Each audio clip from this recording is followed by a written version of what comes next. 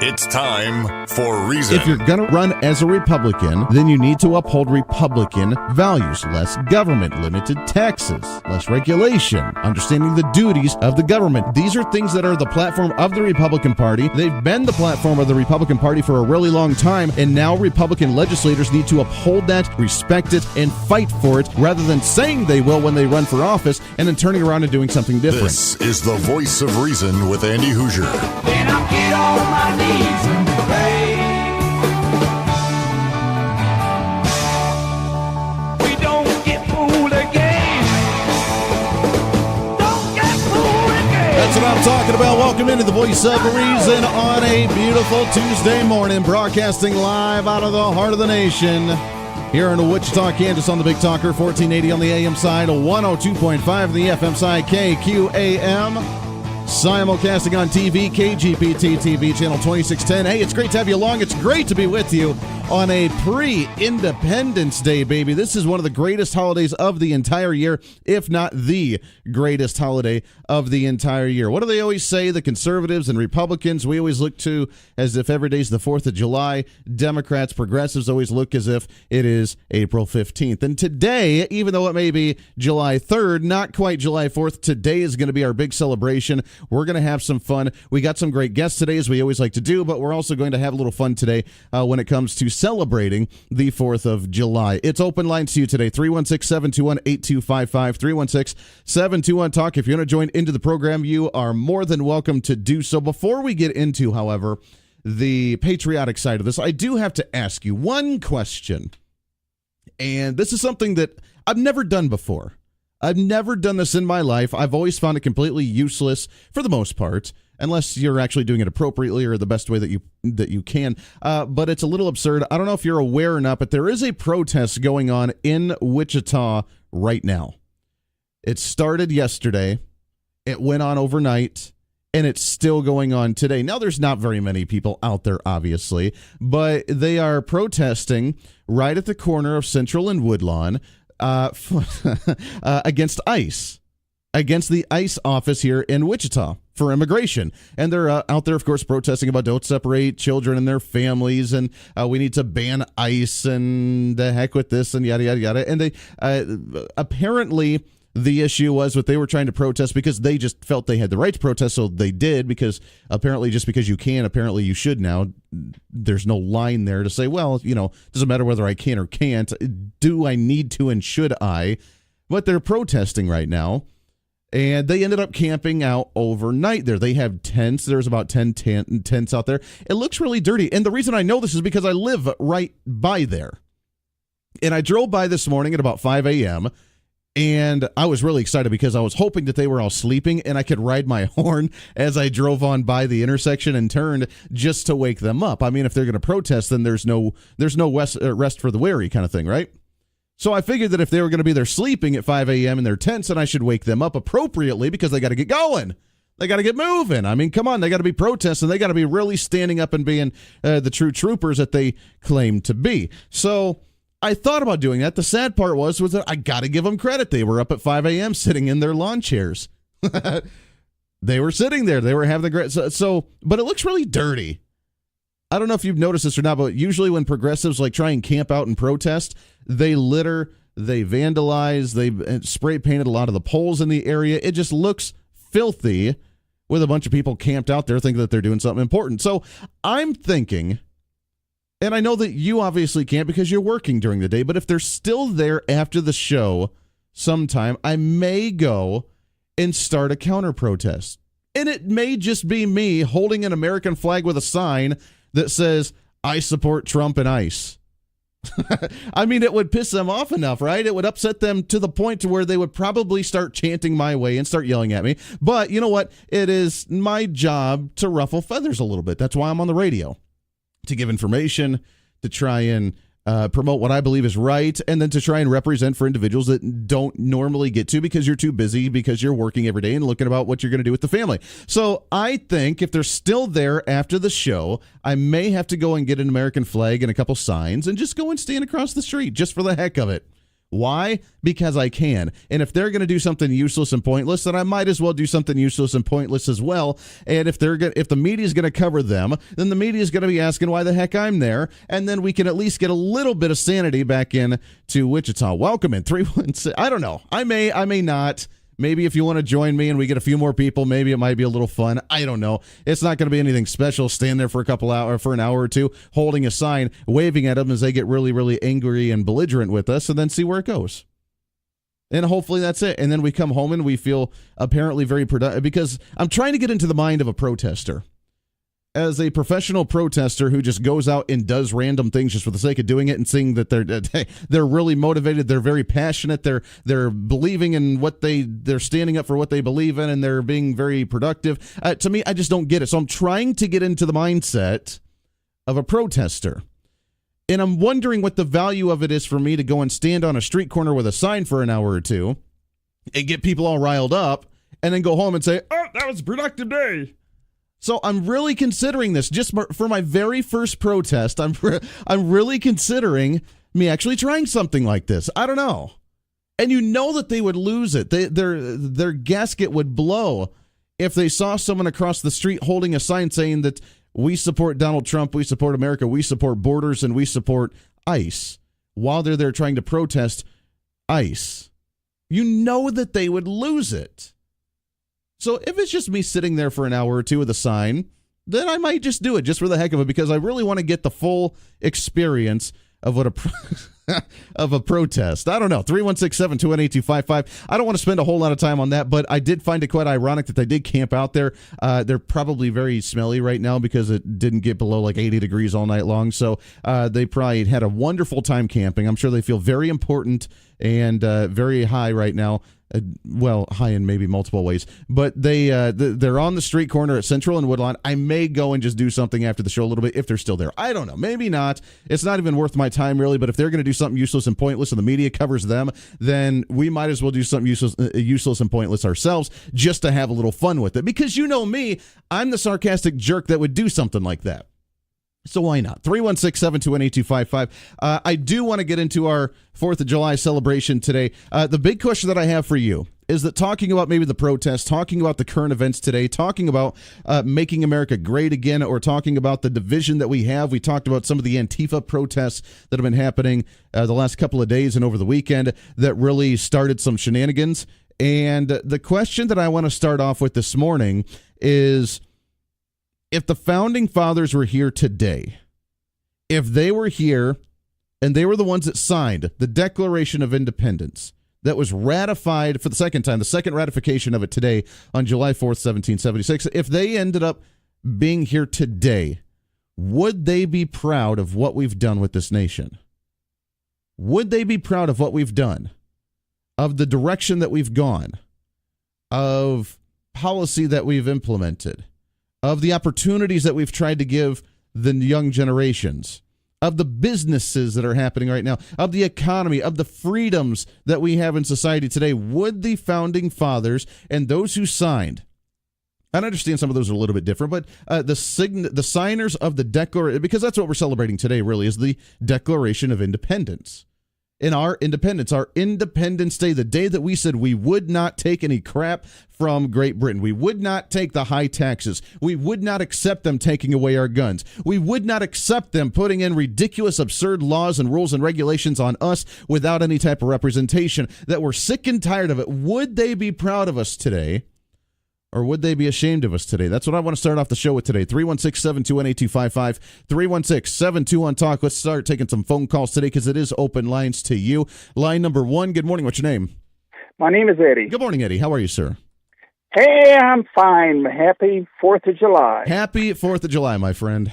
Yes, you know, one of the greatest presidents we ever had was old Ronald Reagan, and I'll get to your question here in a minute, but I saw on television last night, and it was dated October 13th, 1988, and he gave a speech. It was called the Voice of Reason speech, and he said, love, liberty, and reason in the United States will live on forever, even after I'm gone. And wait a second. Hold on. He made this speech. What was the date again? October 13th, 1988. And he You know made what a I'm speech. talking to you. And he Yeah, made you a know what I'm speech on- talking about. Wait, and he made a speech about the voice of reason.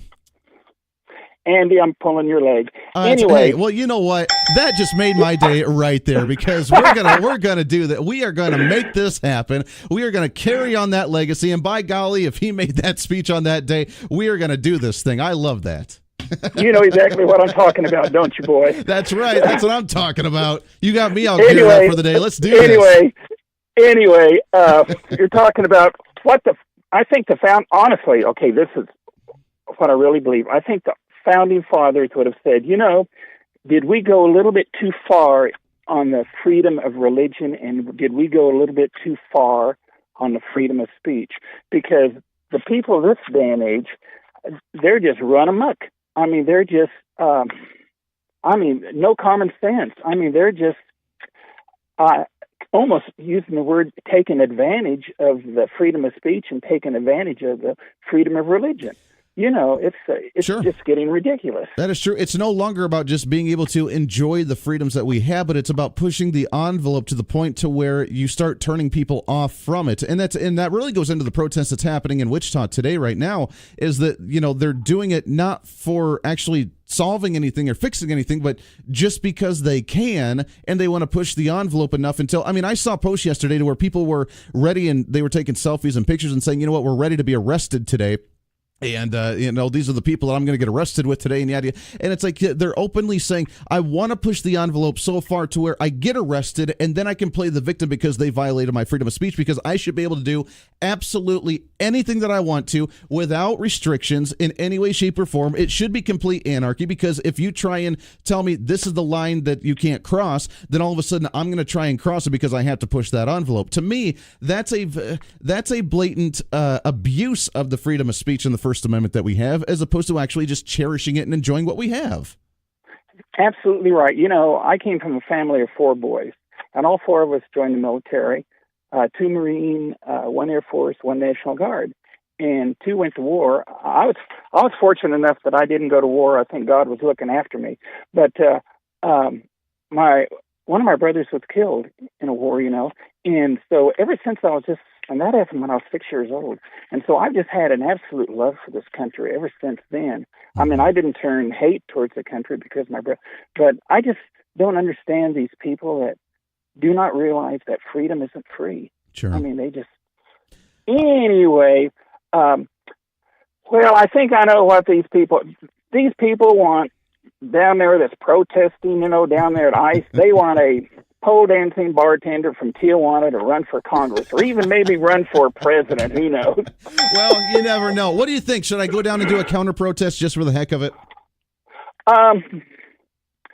Yeah, but, just to have some fun with it. Just to have some fun. If they're going to do something absurd, maybe I should too. Just to spite them a little bit, just to get their feathers all ruffled up, just because I can. Yes. Yeah, why not? Yeah, but I bet these individuals are down there. I bet 90% of them have their little phones out taking selfies of themselves, protesting, and then they're going to go and put it on the internet and look, see what I did? I protested. Look what I did. See, and you know what? Well, if I go down and do a counter protest, and guess what? I could go viral on social media, because there's going to be so many anti-haters. They're going to be out there trying to film me and saying, "Oh, look at the lone counter protester out there. Look how dumb he looks." I could go viral on there, Eddie. Come on, this could be fun. I know. I know. Oh, I do want to say one more thing, because it's the 4th of July. Hats off to my son, Rick. Okay, because when he was 17, he had cancer, and he was in St. Francis Hospital. And on one of his visits home from the hospital, he had turned 18.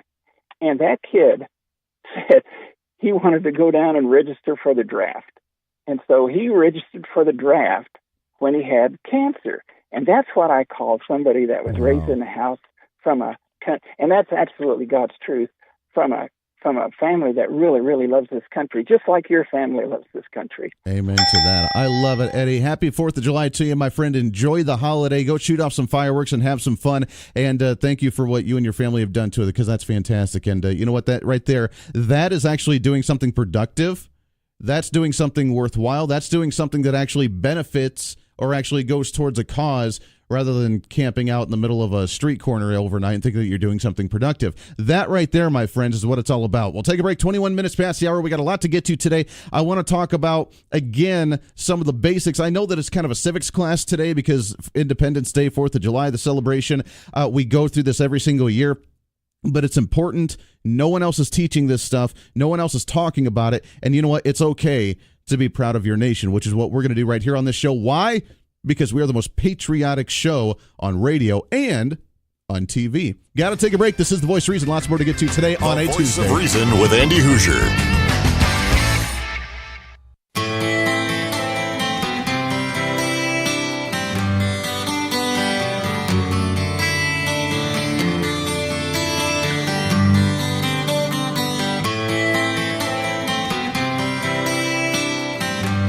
Welcome back into The Voice of Reason, 27 minutes past the hour on a pre-Independence Day Tuesday. That's the way we roll today, and I want to hear from you. 316-721-8255, 316-721-TALK, celebrating the greats, waking up the right way. You can interpret that however you would like to do so. John Hancock once said that we must be unanimous. There must be no pulling in different ways. We must hang together in order to make something like this society actually happen. As they're putting their lives on the line, they're putting everything that they had on the line in order to try for independence. And you talk about hanging together and trying to unite. There used to be one thing that we could unite under as Americans, and that would be the flag. That would be the country. That we may have our disagreements, but at the end of the day, we could all unite. We could hold our flags. We could wave the flags proudly. We could be very happy about what we fought for, and we could be very happy about what we were doing. And that's not the case anymore, because now we see people that disrespect the flag, that kneel for the flag, that do not like the flag, that apologize for the flag. And then you see the continuous division. Now, the question is, who divides? A little bit of everybody, maybe. I saw a video yesterday about Antifa because, well, I'm fascinated by them for some reason. They're so dumb, yet they try and be so courageous. And there was an Antifa rally where the Hispanic Antifa members were actually attacking the white Antifa members for saying that they still have racist white DNA in them, even while they're fighting by their side. Now, you want to talk about the ultimate division? This is the separation of the progressives right here.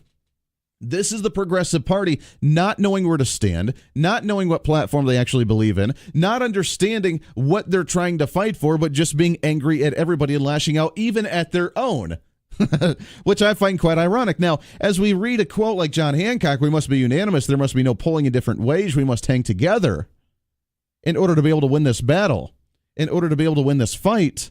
Let me ask you something. Who's dividing in this nation?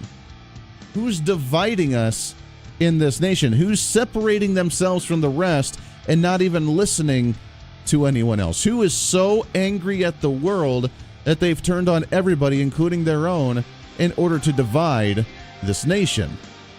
If we can at least expose that, or at least recognize that, the first way of fixing it is to be able to acknowledge it, right? Acknowledging we have a problem. Progressives, you're so angry and bitter. You have a problem. Let us help you.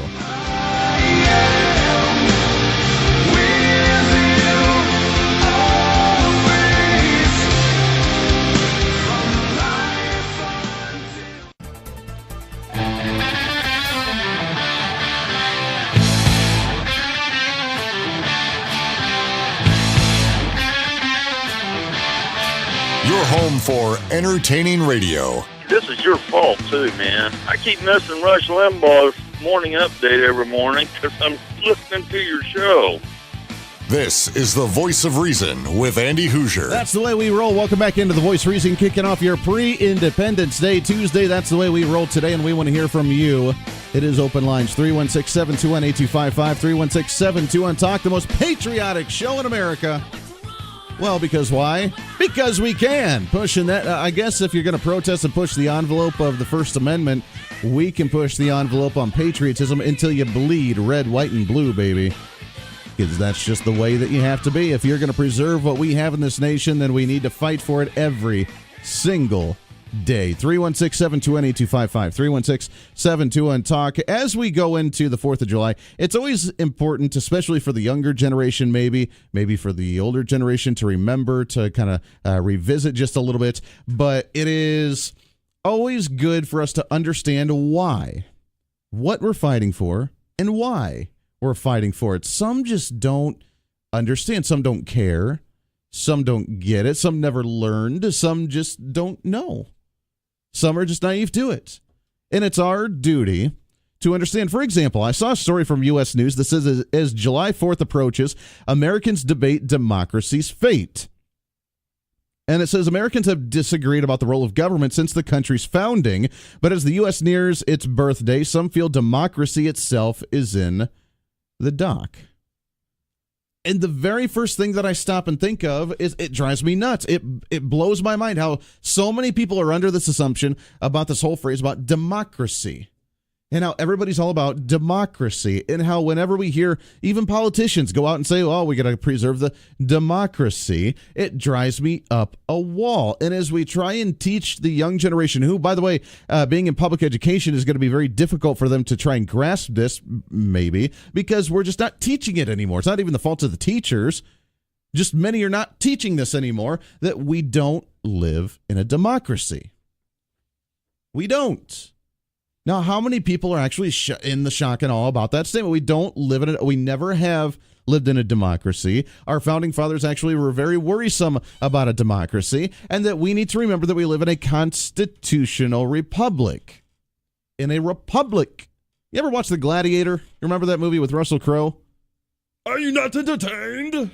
Yeah, The Gladiator. He's out there at the beginning, when he's still the general, and he's in the little tent hanging out and partying with all the politicians and everybody. Then the emperor is all upset, and he's like, oh, or the soon-to-be emperor, I guess I should say at that time. He's like, oh, you guys claim about republic. Oh, the republic hasn't done anything for you. The republic doesn't represent you, stand for people, yada, yada, yada. I'm going to be able to do all this myself. And that's kind of how they went. So it's, oh, you guys claim about republic. And that's the way that it was. And the Roman Empire used to be a republic back in the day. And that's what allowed them to grow and to flourish and do so well, because they were a representative of the people. Then they turned to the dictator. Then they turned to the leader.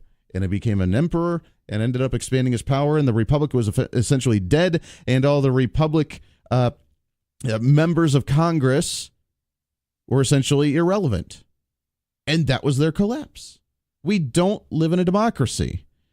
Other nations have tried democracies. It doesn't work because the mass population, you can have the 52% to override the 48%, and you can do whatever you want to. And that is a very dangerous thing. That means that as long as you have, whether it's a skin tone, whether it's a race, whether it's a gender, whether it's a religion, then you have those. And as long as you get the 42% or 52%, however that may be, whether bringing more people in, whether it's actually just overruling, whether it's having them cry louder than everybody else, then they end up getting all the say. And the other 48% get zero say, get zero protection, get zero rights, and that's what always happens. We live in a constitutional republic, and we have to remember that.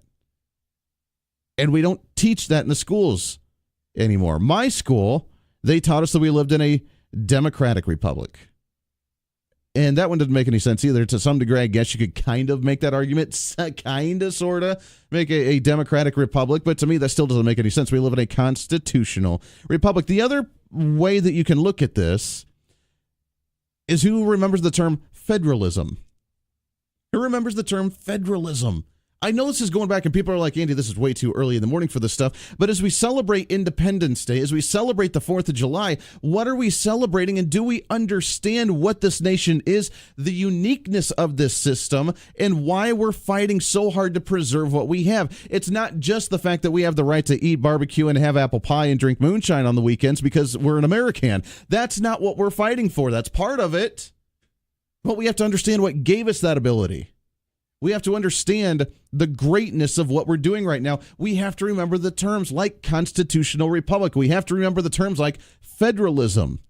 Federalism is the mixed or compound mode of government combining a general government, being the central or federal government, with regional governments like provinces or states or territories or other subunit governments in a single political system, meaning that we have to remember that the state governments, those sovereign state governments that allowed us to sign the Constitution to create a centralized federal government, are more important than the federal government. When we talk about like the Article 5 Convention of States, for example, that should be just a no-brainer. Yes, we support something like that. Why? Because the states are sovereign.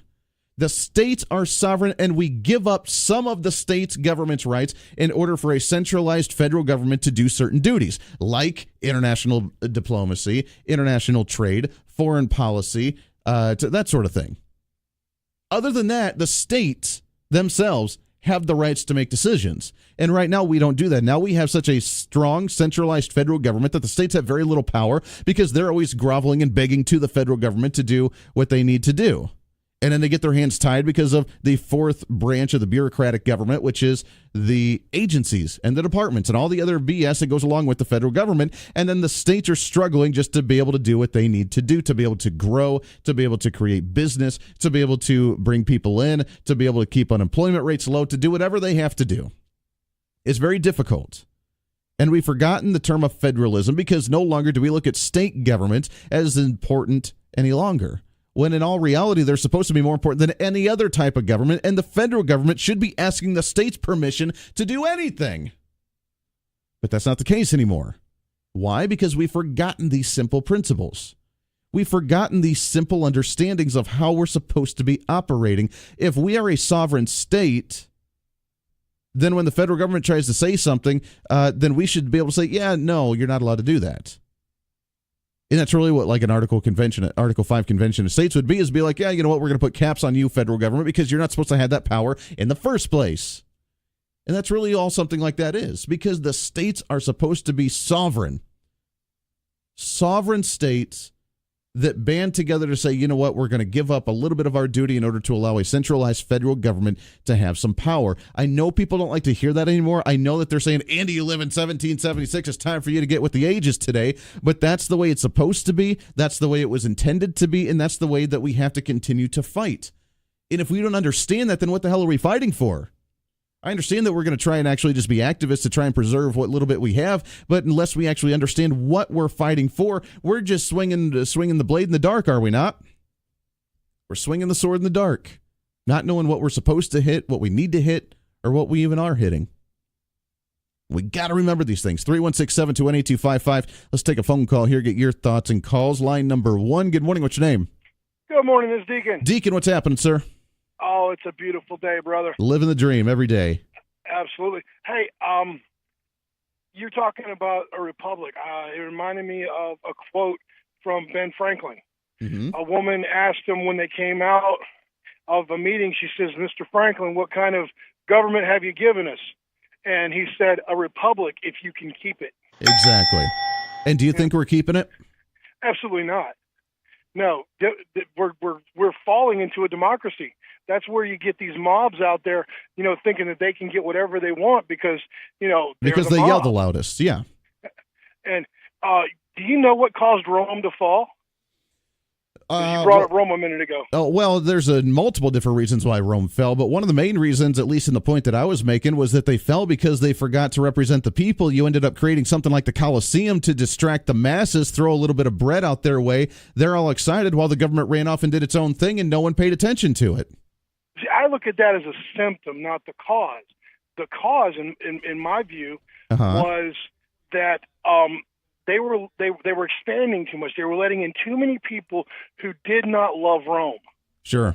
They were letting in people who did not, look at themselves as Romans. They were something else living in Rome, like blank Americans. Sure.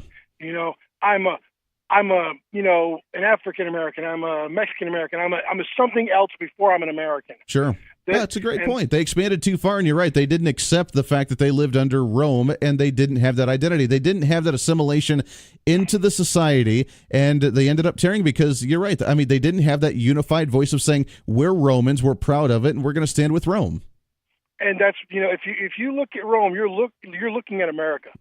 That you're looking at, what can we do now to entertain the mob to keep them from paying attention to what's really going on. Sure. And you're also seeing, mob rule, popping up all over, and, it's getting violent. You just like that video that we saw the other day. You and I both, you shared it and I commented on it, I believe. Mm-hmm.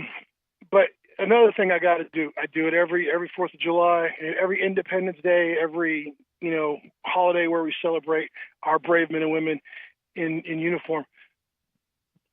Sergeant First Class Calvin Hancock Jr., my father, U.S. Army for 22 years, served 4 tours in Vietnam. Ralph Hampton Marshbanks, Gunnery Sergeant, Marine Corps, served 22 years in the Marines, was in the South Pacific during World War II, and, my heroes. They're the reason that I am the man I am, and the worst day of my life was when I was told that my spine was too messed up to join the Marines. Mm-hmm. Mm-hmm. So, well, God brother, bless your happy family. Independence Day. Happy Independence Day, my friend. I love it. I really appreciate that. And God bless your family and everything that they've done and you've done for the nation as well. I mean, that's true sacrifice. That there shows the greatness of this country and people that do still understand it, that do still get it. And we appreciate that very much. I mean, right in the Declaration of Independence, you know what it says? For the support of this declaration, with a firm reliance on the protection of divine providence, we mutually pledge to each other our lives, our fortunes, and our sacred honor. How many of individuals today understand that and put their entire honor, livelihoods, and fortunes on the line in order to sacrifice for this nation? I can probably guarantee you it's not as many as it used to be. You're listening to the Voice of Reason with Andy Hoosier.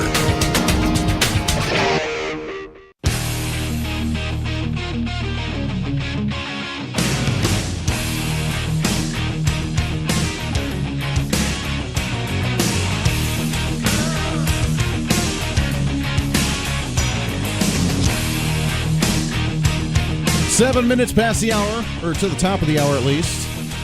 One of those. I don't know. Going to the top of the hour, wrapping up hour number 1 right here on The Voice of Reason. 316-721-8255.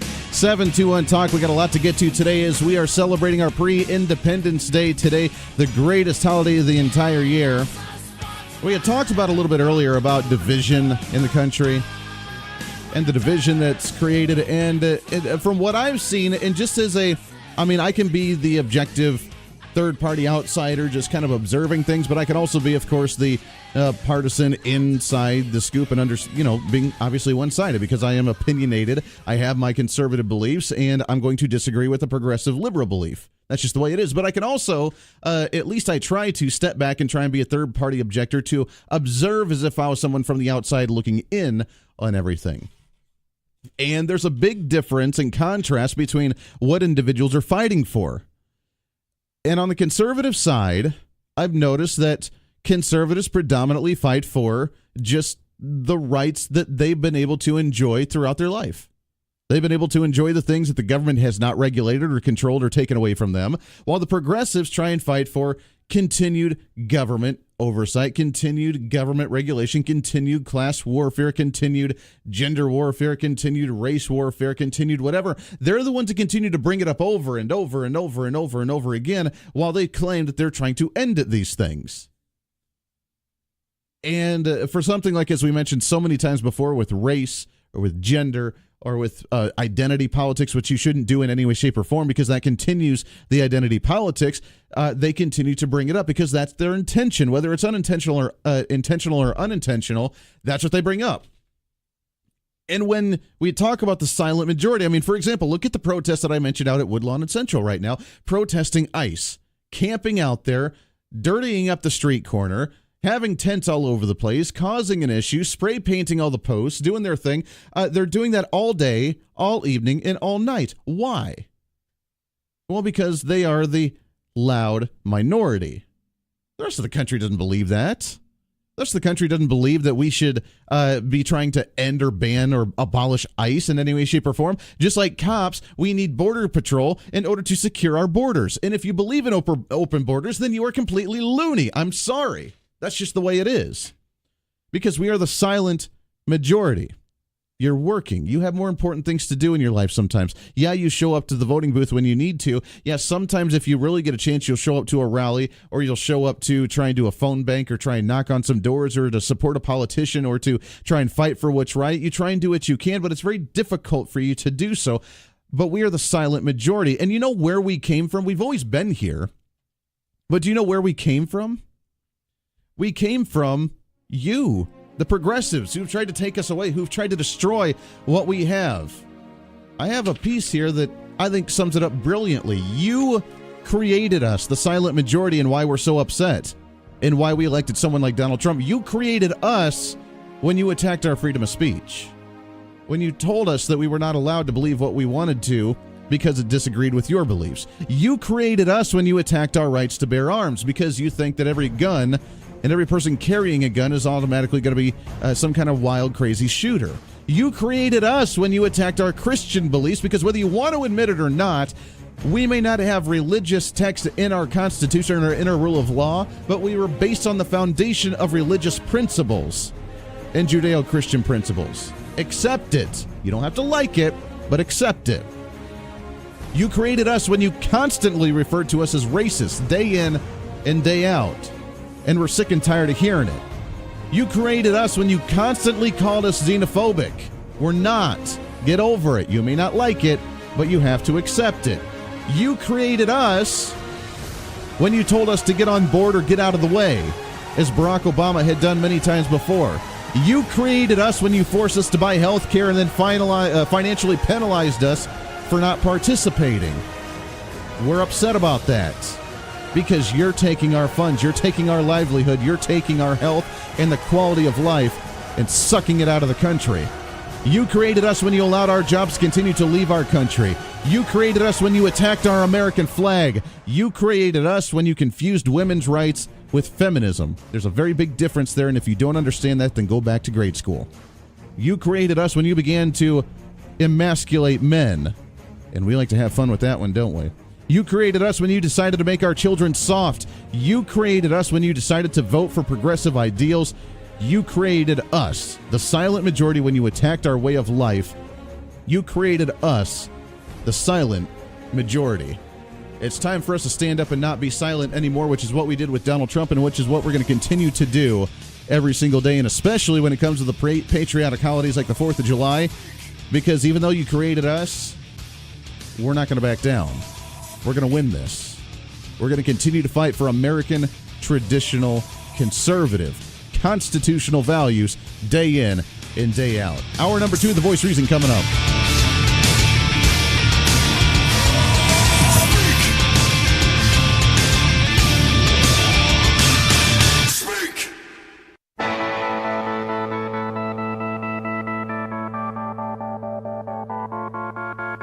It's time for Reason. If you're going to run as a Republican, then you need to uphold Republican values. Less government, limited taxes, less regulation, understanding the duties of the government. These are things that are the platform of the Republican Party. They've been the platform of the Republican Party for a really long time, and now Republican legislators need to uphold that, respect it, and fight for it, rather than saying they will when they run for office and then turning around and doing something different. This is The Voice of Reason with Andy Hoosier. Then I get on my knees and pray. We don't get fooled again. Don't get fooled again. No. If we look to the answer as to why for so many years we achieved so much, prospered as no other people on earth, it was because here in this land we unleashed the energy and individual genius of man to a greater extent than has ever been done before. Freedom and the dignity of the individual have been more available and assured here than in any other place on earth. The price for this freedom at times has been high, but we have never been unwilling to pay that price. Those who say that we're in a time when there are no heroes, they just don't know where to look. The sloping hills of Arlington National Cemetery, with its row upon row of simple white markers bearing crosses or stars of David, they add up to only a tiny fraction of the price that has been paid for our freedom. Each one of those markers is a monument to the kind of hero I spoke of earlier. Their lives ended in places called Belleau Wood, the Argonne, Omaha Beach, Salerno, and halfway around the world on Guadalcanal, Tarawa, Pork Chop Hill, the Chosin Reservoir, and in 100 rice paddies and jungles of a place called Vietnam. Under one such marker lies a young man, Martin Treptow, who left his job in a small-town barber shop in 1917 to go to France with the famed Rainbow Division. There on the Western Front, he was killed trying to carry a message between battalions under heavy artillery fire. We're told that on his body was found a diary. On the flyleaf, under the heading, My Pledge, he had written these words: America must win this war. Therefore I will work, I will save, I will sacrifice, I will endure. I will fight cheerfully and do my utmost as if the issue of the whole struggle depended on me alone. We must realize that no arsenal or no weapon in the arsenals of the world is so formidable as the will and moral courage of free men and women. It is a weapon our adversaries in today's world do not have. It is a weapon that we as Americans do have. Let that be understood by those who practice terrorism and prey upon their neighbors. As for the enemies of freedom, those who are potential adversaries, they will be reminded that peace is the highest aspiration of the American people. We will negotiate for it, sacrifice for it. We will not surrender for it now or ever. We are Americans. That's still one of my most favorite clips that I've been able to find. Welcome back into The Voice of Reason, hour number 2 on our pre-Independence Day celebration. I want to hear from you today, 316-721-8255, 316-721-TALK. It really puts things into perspective, and it plays well with, with Veterans Day and Memorial Day. It plays well with the Independence Day, with 4th of July, understanding what freedom really is and what we've done. Just imagine the impact that we've had on the world with who we are. And then you have individuals within the U.S. that just don't appreciate it. They don't care. They don't fight for it. They don't understand. They're the ones that are burning flags because they feel that they have the right to do so. Do you technically have the right? Maybe. But should you? Should you do that just because you can? It's like the kid that can eat the entire bowl of candy as a 5-year-old. Do you have the right to do it? Well, if the parent says so, then I guess so. But should you? We need to remember that. What we did, what we fought for, what we preserved for is greater than anything else that's ever happened in the world. Thomas Jefferson wrote, "The flames kindled on the 4th of July, 1776, have spread over too much of the globe to be extinguished by the feeble engines of despotism. On the contrary, they will consume these engines and all who work for them." We created something unbelievable. And we have yahoos and jerks who feel like democratic socialism is what's going to fix us, is what's going to take care of us, is what's going to do better. We have people who do not appreciate what we do in this nation. We have individuals who apologize when they go outside of this nation for what we've done as Americans and who we are as Americans. We have individuals who continue the class warfare every single day.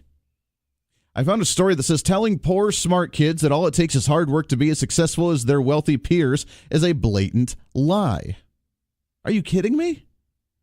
We're now openly telling individuals that if you're poor, then you have no chance in hell to be able to succeed in American society. When we have people trying to come across our borders illegally, against the laws, because they're so desperate to come here from where they've come. We are the greatest beacon on the face of the earth of people trying to migrate here to try and see the American streets paved with gold, with the Statue of Liberty saying that we welcome you here with open arms. We love you, and you're going to be a part of our American nation. You are going to be a part of what's great in this nation. and you want to throw it on away. You don't appreciate it. This is why we talk about patriotism and nationalism. And yes, nationalism. I know people get very wary with that phrase, nationalism, because then you start thinking of nationalism in the sense of like fascists, where they're wearing the nice uniforms and everybody's all in unison and putting up the arms and trying to salute the government in that sense. And that's not what nationalism is. And if you believe that's what it is, then you've either been brainwashed or you haven't thought about it clearly or thought about it or actually investigated it any deeper. Because telling kids now, oh, sorry, you know what, you may be really smart, but you're poor, so you're not going to get anywhere. You might as well sacrifice your life and just accept that you're going to be working, flipping burgers, making minimum wage, and then you can fight for the $15 an hour, because that's the best that you're ever going to get. Because apparently, somewhere along the line, we've gone into a caste system. We've gone into a system where you're never allowed to work your way up. Apparently, the American dream is dead, where someone can come here with very little and absolutely nothing, just the clothes on their back and $1 in their pocket, if that, and they can't succeed at all, right? They can't succeed at all. They can't start a business. They can't make a life for their family. They can't make a good living and a good wage. You can't do that here, right? That's why you're kneeling when you hear the national anthem at the NFL games, right? That's why we have Antifa out protesting violently against anybody who disagrees with them, because you're so anti-fascist that you need to impose your force on anybody that you disagree with. It's stupid. It's ridiculous. No longer do we have even a unified. Do you remember after 9/11 how many people waved the flag? How many people said, God bless America? How many people were praying for America? How many people said that they support America? How many people said they love America? How many people did you see after 9/11 say, yeah, America totally deserved that one. Bunch of jerks. How many people said that? No, you were waving your flag. You said, God bless America. You said you loved it. That, my friends, is nationalism. This is from Webster's Dictionary. The most basic definition of what you can have of something. Nationalism. Loyalty and devotion to a nation. Right there. Loyalty and devotion to a nation. A sense of national consciousness exalted one nation above all others and placing primary emphasis on promotion of its culture and interests as opposed to those of nations or supernatural groups. Nationalism. A sense of national consciousness exalting one nation above all others. Let me tell you, name one other nation where a bunch of crazy, poor, broke rebels ended up fighting off the greatest nation on the face of the earth at that time. Because they wanted freedom of religion, because they wanted the freedom to be able to carry their firearms, because they wanted freedom from high taxes and regulation and government bureaucrats imposing their will on them. What a crazy concept! And we've forgotten that. Now we're too worried about what bathroom we're allowed to use. Now we're concerned about what flavored Tide Pod we're allowed to have because we want that forbidden fruit. That's what we're worried about today. And then when you hear someone wave the flag or see someone wave the flag and hear someone sing the national anthem, then you have to kneel because it's about racism. It's about slavery. It's about an evil capitalist system, right? Give me a break. We gave more opportunity to more individuals than ever any other nation on the face of the earth, and we continue to do so, which is why they're flooding our borders, trying to get in here in any way they can, because we have something precious, we have something of value, and they don't. When Donald Trump called the other nation blank holes, and everybody got all upset about it, why aren't they telling them then to stay there because apparently we are the terrible nation? No, they realize what greatness that we have here, which is why they turn the other cheek and try and fight for anybody to try and come in and enjoy it. And that, my friends, lowers the value of it, doesn't it? But yet they're not going to talk to you about that. They're not going to hear that. No! While they're saying, come in here because we have opportunity for you, let's also kneel for the flag because we hate the flag. We hate the national anthem. We hate for what it stands for. So let me tell you something. Nationalism is not a bad thing. Because we're not celebrating the government. And that's what some don't understand as well. We're celebrating the symbolism of what this nation represents. The meaning of what America actually is, the freedoms that we get to enjoy in spite of the government, not because of the government. The government is not the nation. We are the nation. We, the people, are the nation. We're the ones that created the country. We're the ones that keep the country going. If everybody said, you know what, we're going to shut our doors and not work today, this nation would shut down. It's not because the government's there staying open. It's because we are staying open. The government has nothing to do with it. The government restricts what we're allowed to do. And that's been their only goal for the last how many years? When we say that we're nationalistic and that we're proud of our country and that we wave the flag because we're proud to be an American, we're not saying God bless our government. We're saying God bless our country that we've created, not the government, in spite of the government. And again, if you don't understand that, then it's time for us to actually go back to grade school and maybe learn that. 316-721-8255. Let's go to the phones here, shall we? Good morning. What's your name? Scott. Hey, good morning, Scott. How are you, sir? Well, you know, there was a Soviet leader, his name was Khrushchev, and he made a prediction that appears to be coming true. He said that America would be destroyed from the inside. Mm-hmm. And with all these illegal races coming over the border and the growing police state, it appears that he was correct. You're right. And that prophecy has been made many times. Being destroyed from the inside. It won't be an outside enemy coming in, hitting the shores. Absolutely. Like in the past, it'll be the inside enemy that'll destroy America. No, you're absolutely right. There have been many prophecies of individuals saying that, of, as you mentioned, members from Russia, members from Japan during World War II, realizing that they've woken the sleeping beast, that they're not going to be able to defeat us. Abraham Lincoln made the comment that we're going to stay strong as long as we stay united, but as long as we separate ourselves from within, then we'll no longer be a strong nation. Osama bin Laden, when he did the 9/11 attacks, made the comment that he's never going to be able to bring the nation down, but he can bring the fear within the nation, and that will itself make the nation crumble. Everybody understands that as long as we divide ourselves from within, that is the one and only way that we're actually going to fall as a nation. Again, John Hancock, all the way back when, signing the Declaration of Independence, made the comment, we must be unanimous. There must be no pulling different ways. We must hang together. We must work together. But also you have the traitors inside the country. Sure. And by that I mean the people who work for other governments who are here working in their interests. Sure. So, you know, those are people who are in government, who are in banking. They work for other governments.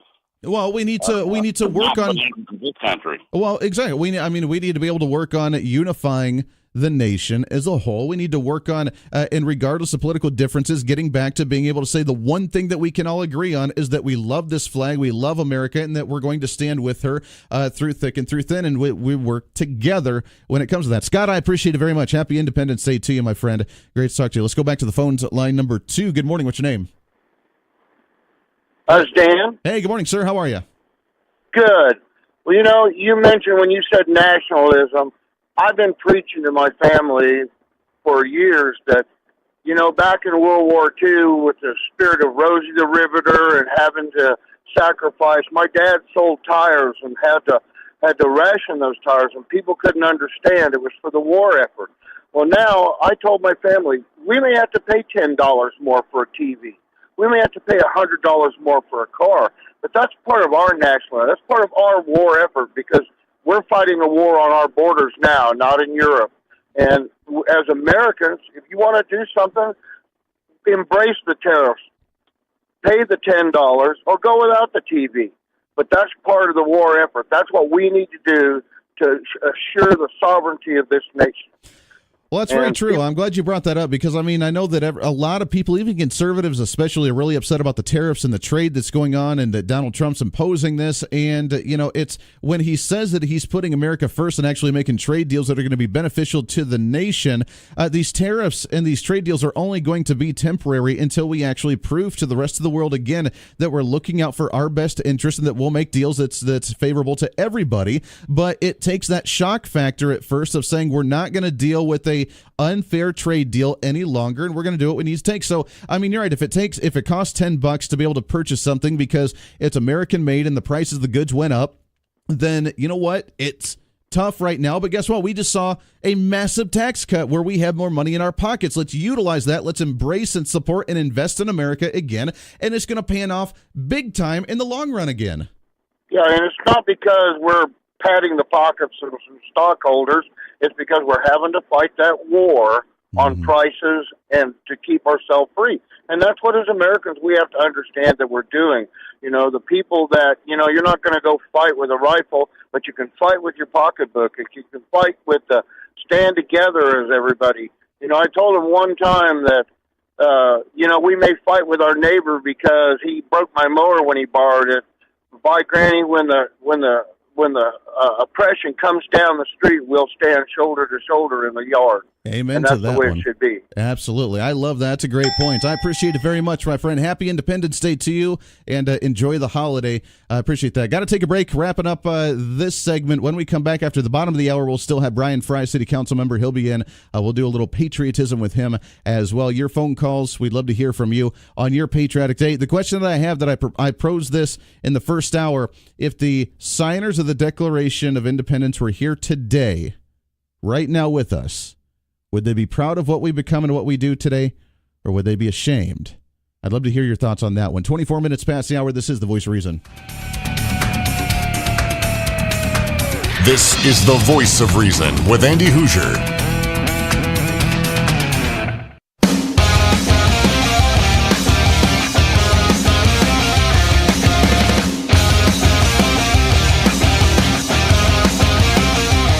Welcome back into it. 29 minutes past the hour. Bottom of the hour news coming up here. We got a lot more to get to. Plus, Brian Fry, Wichita City Council member, back after his vacay from last week.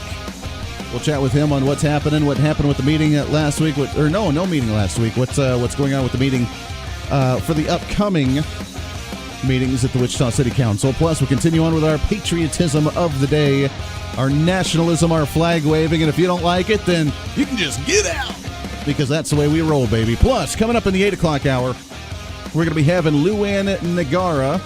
She's going to join talking about small business, along with your phone calls. By the way, I still have not forgotten, we're still going to be doing our civics lesson on the American flag and what it actually represents. Why? Because no one else is doing it. Bottom of the hour news, this is The Voice of Reason.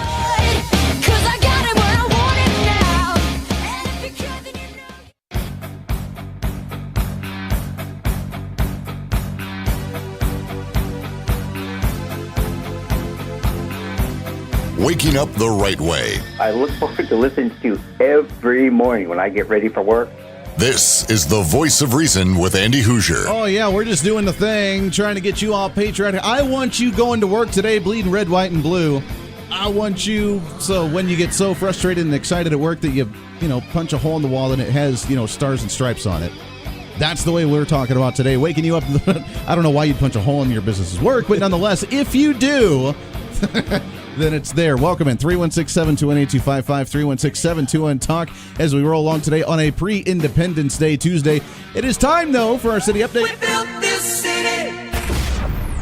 As we do every single week, and he's back from his vacay, Mr. Brian Fry. Good morning, sir. Good morning, Andy. It's great to have you back. Thank you. That last segment, all I could think of was America. That's the way we roll right there. Absolutely. Hey, I appreciate that. How's the vacay? It's great, family time at the lake, and weather was perfect, and just really relaxed, and had my parents with us and my brother and his family, so it's a good reunion. Very good. Very good. Good to hear. Well, now we're all patriotic. We're waving the flag. See, I'm going to be one of those guys to where, like, the next big storm that comes through, you see in the video where the guy is, like, in the red, white, and blue Speedo holding the flag out in the middle of the street. Standing on a unicorn. Yeah, standing on the yeah.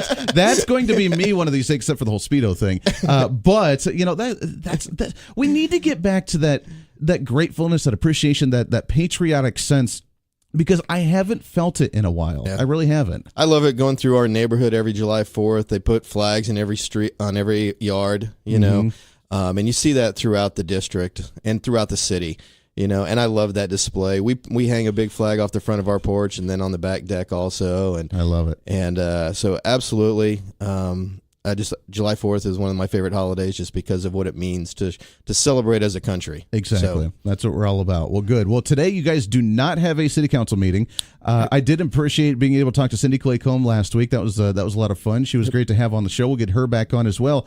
But today being off, getting ready to celebrate the holiday, I know to remind everybody I did see a story as of yesterday, by the way, that there have been so far no citations when it comes to fireworks. So I guess that's a good sign. So what we're really trying to do right now is make sure people understand. And I know of a couple of people that have been visited by fire marshals at their personal residence and have said, look, we know you shoot fireworks off every year. We've seen it. Okay. Understand that if you do that again, you're going to be getting a hefty fine. And so we're being proactive and trying to go to some of those that, people that we know. Taking the fun away. Doesn't mean you can't have the fireworks that are legal. You just can't have the big boomers in the city limits. But so far we've been doing a lot of warning and getting people understood and educated about the enforcement. Tonight's going to be interesting. They're going to be out in force. We've got patrols throughout the town to make sure people are celebrating safely and following the ordinance. Sure. But we've never done it this way before, so it's going to be an education process for us as well. We hope the word has gotten out very well, but we're trying to also, prepare people. That's why we've been doing a lot of the education instead of the tickets so far. Sure. Well, I've been hearing and surprisingly, and I think it may be because of this ordinance, I've been hearing very few booms around town. I really haven't heard a whole lot. There's been a couple in the street to where they've done just a little tiny things, but there hasn't been a whole lot. So we'll see what happens within the next couple of nights and how it goes, and then we can reconvene after this one. Yeah, it's one of those things that we're in a tough spot either way, because really about 50% of the population wants fireworks and the other half don't. Sure. And the half that don't want us to enforce them, and the ones that want fireworks don't want us to enforce them.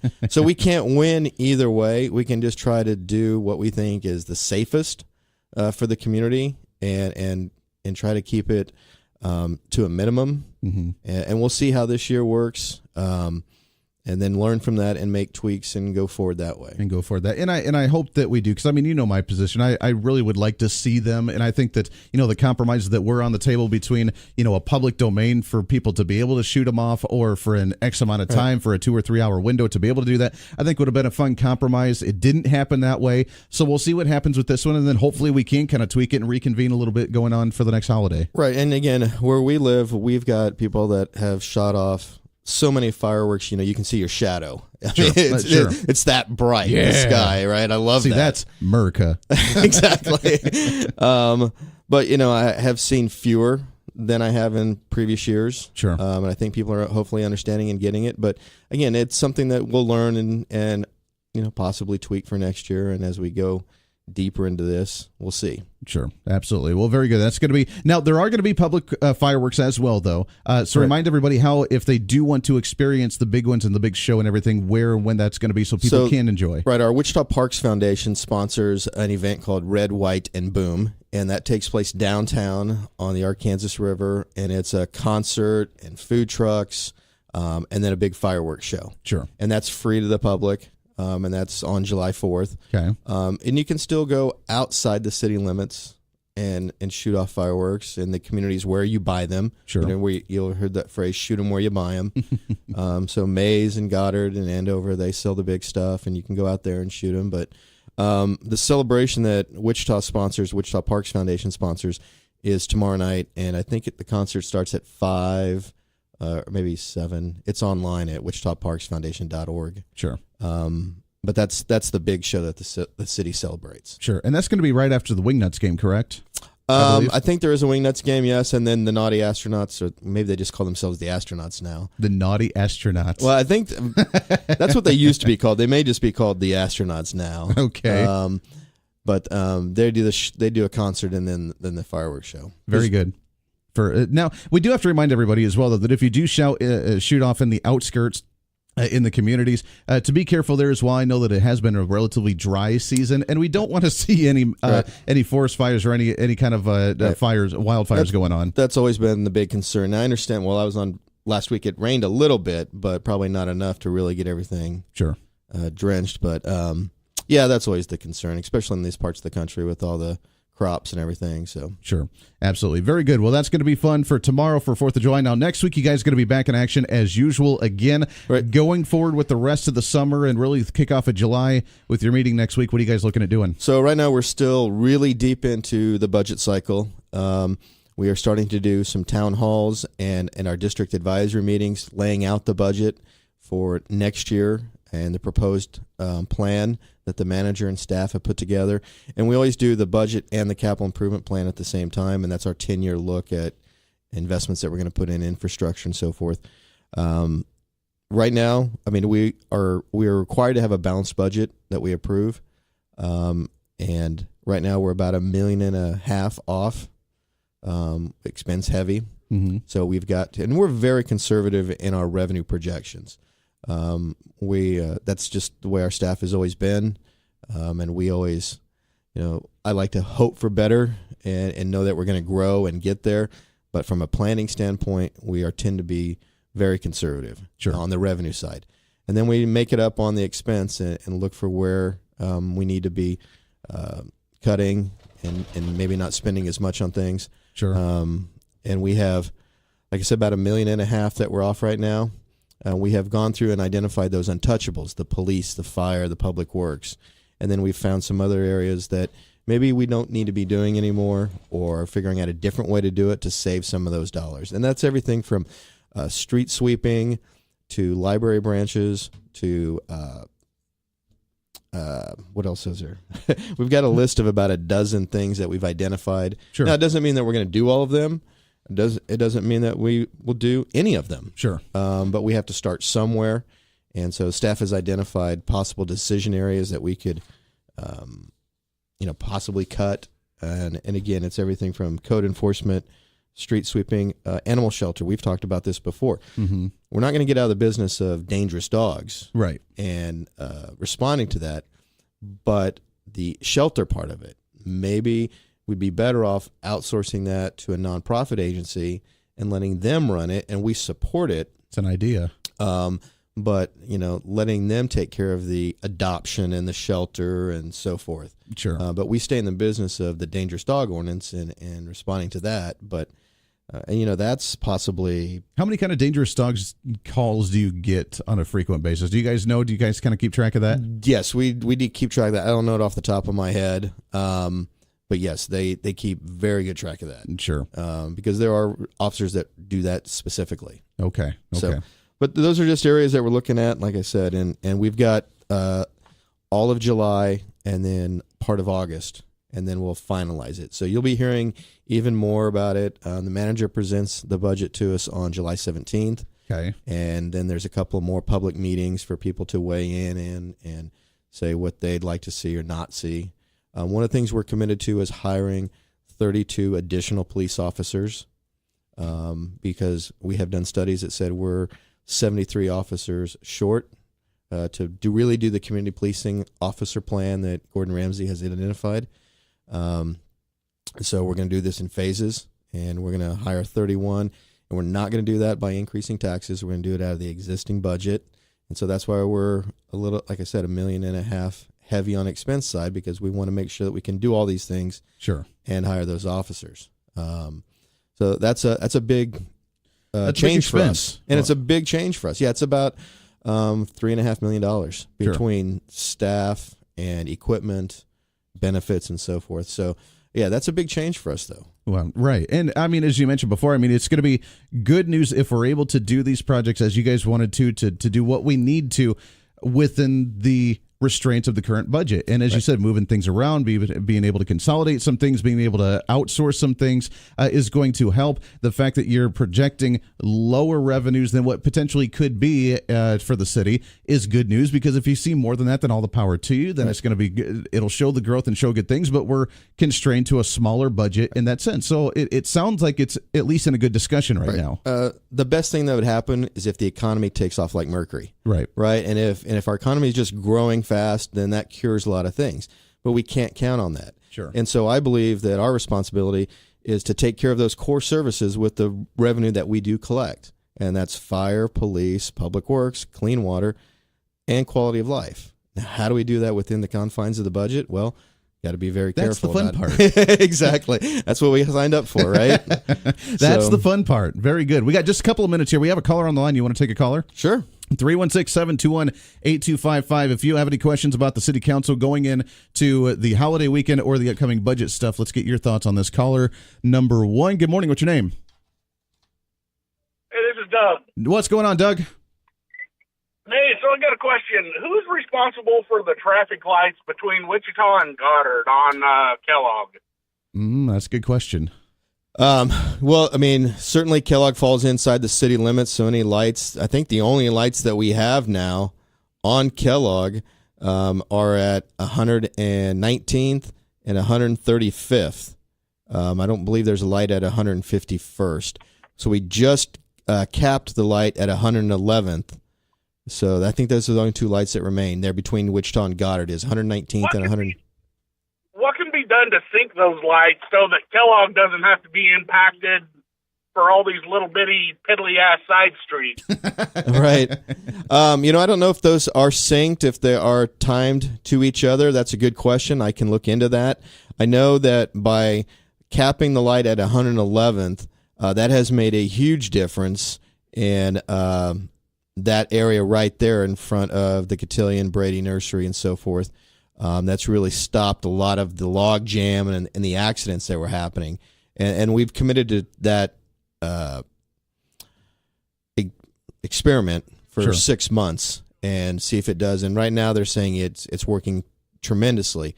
As for whether or not 119th and 185th are timed together, I will look into that. I don't know that they are. Since there's a mile separation, they're probably not. Not as much. But I can certainly ask the question. It's a good question. Doug, we appreciate that very much. Happy Independence Day to you, my friend. No, it's good. That does drive me nuts going through, and like you stop at every little tiny one instead of saying, like, let's stop all of them at once, do a little cross, and then, get the highway going again. Right. It's really bad downtown where there's just a block that separates lights, and you can... just constantly hit. Oh, it drives me nuts. And it's, of course, always your luck when you're in a hurry to hit every single one of them. Exactly. Yeah. Well, that's it. Yeah. I thought when I got on council, I'd get one of those devices that turned every light green for me. Yeah, They told me that doesn't work. It doesn't work for me. We'll have to work on one of those in the budget next time, right? Yeah. Yes. Yeah, there we go. So, no, good. That's a great question. We appreciate that very much. Got about a minute left here. City Council member Brian Fry in studio with us. But happy 4th of July to you. Do you guys do any fun plans for the holiday? We got a couple of invitations. Yeah, a couple of party invites. In the past, it's just been great just to sit at home and relax. Watch the fireworks. Maybe boom some off yourself. But we'll probably go downtown to the Parks Foundation the event, and see that show to support it. But my kids are to the point now where fireworks used to be very cool, and now they just like the time spent with family on the lake. So that's true. Although it is fun. You go from the really excited as a kid to watch them boom off to let's see how big I can blow it up myself now. And you kind of transition there. I'm just never going to be the guy that buys those platinum fireworks, right? The ones that are the thousands of dollars. I just can't do that. Man, I'd rather watch somebody else spend their money. Somebody else do that. I'd rather invest mine. I tell you what, it was fun. In Ohio, when I was a kid, we owned a large acre of land, and my parents, every 4th of July, we'd have a big county hog roast. So we'd roast a hog, and my parents were hog farmers. And I mean, hundreds of people would show up to this in the entire county. And my parents would spend almost $1,000 in fireworks, and they would just all night just go off and boom and boom and boom. And it was so cool to watch, and they loved it because they would, of course, have an adult beverage or two and then go and blow a bunch of stuff up, and it was very entertaining. Well, plus it's so different way out in the country, too. It is. Because the sky is so much darker. Oh, it is. And you don't have all the city lights to interfere. But no, I get it. That is America. That's America right there. Roasting a hog, drinking some beer, and blowing some stuff up. That's the way the only thing we were missing at that time was guns. Which we had them, we just didn't shoot them off. Yeah. What do you do? Brian Fry, City Council member, always a pleasure, my friend. Happy Independence Day to you. You too, Andy. Thank you. Always a good time. We'll talk to you next week. 8 minutes to the top of the hour, wrapping up hour number 2. We got a lot more to get to. This is The Voice of Reason. The Voice of Reason with Andy Hoosier.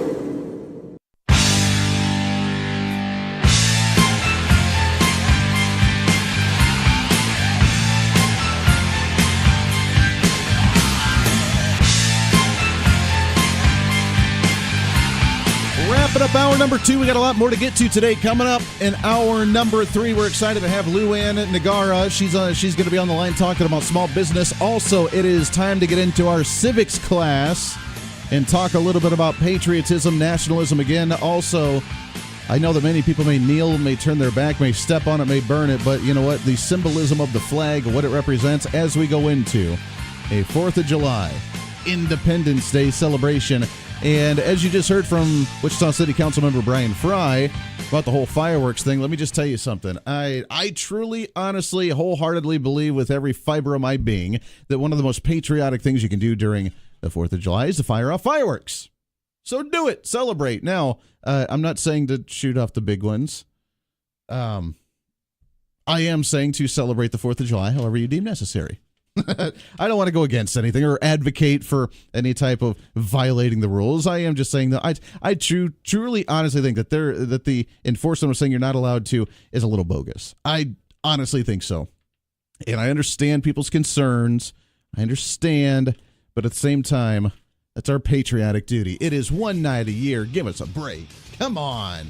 Hopefully this can change. Maybe we can change that a little bit later when it comes to New Year's and for 4th of July next year, being allowed to actually promote our civic duty of celebrating Independence Day the proper way. Hour number 3, The Voice of Reason, coming up. Stay tuned. We got a lot more to get to on our special Independence Day Voice of Reason episode.